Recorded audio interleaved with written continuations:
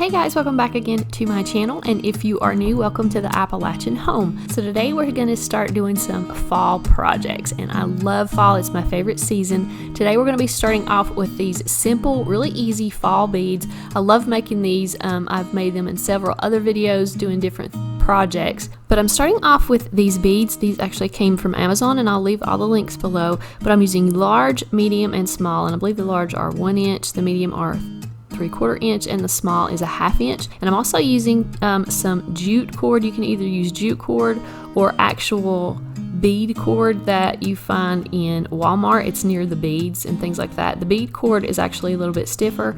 If you're using the jute cord, you'll need this large needle, and that also came from Walmart. I'm also using several different types of paint. I have some Kilt's chalk paint, and I'm using this Rust-Oleum Ultra Matte. And I'm also using some pumpkin colored paint that I've had for a while. And we're also going to be using this Sculpey oven baked clay to make some embellishments. And I'm going to make the embellishments with some cookie cutters and patterns that I cut out on some cardstock. We're also going to be using this little X-Acto knife to cut those out. Also, it's optional, but you can use some ribbon to add to this. I just got this from Walmart, and I used some fall and Halloween colors. So the first thing I did was just start laying out a pattern, and I did this so I would know how many beads of each color I wanted to paint, and also how many beads it would take to get the length that I wanted.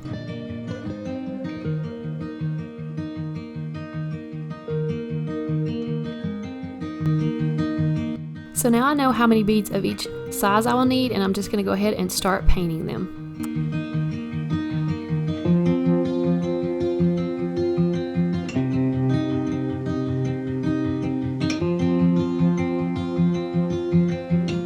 I'm using these skewer sticks actually to paint my beads. This was the easiest way I found to paint these, and it allowed you to get all of the corners and crevices.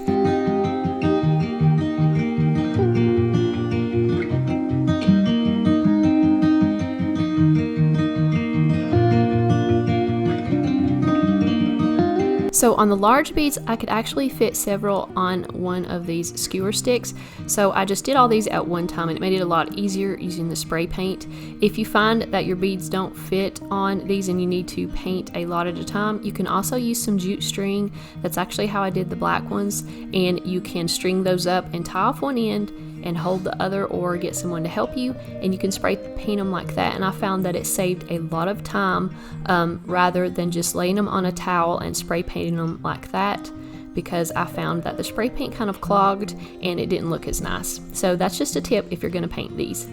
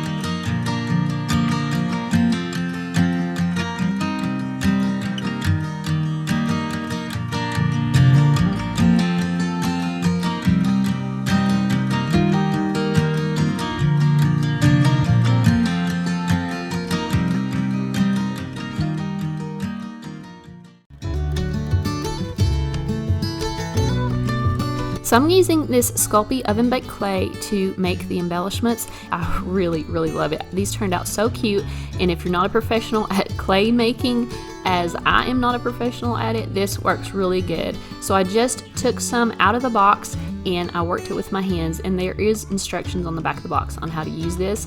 So I just worked it until it was really smooth and pliable, and then I spread it out on a piece of parchment paper, and I'm just using an old rolling pin that I don't use anymore to smooth this out to about 1/4 inch. And now I'm just going to use my cookie cutters, and also I'm going to be using these little cutouts. If you don't have cookie cutters in the shape that you want, doing these cutouts works great. I just cut them out with my Cricut, and I'm placing them on here and using an X-Acto knife to cut them out and smooth them out.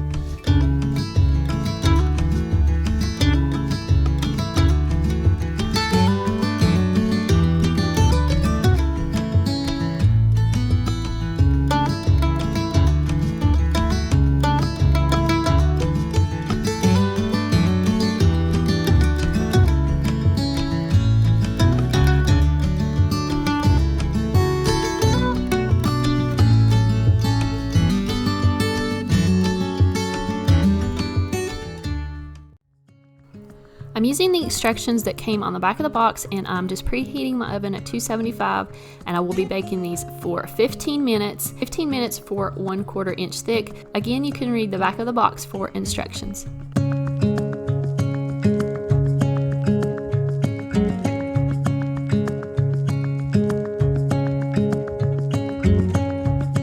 You want to make sure these have completely cooled before you start painting them.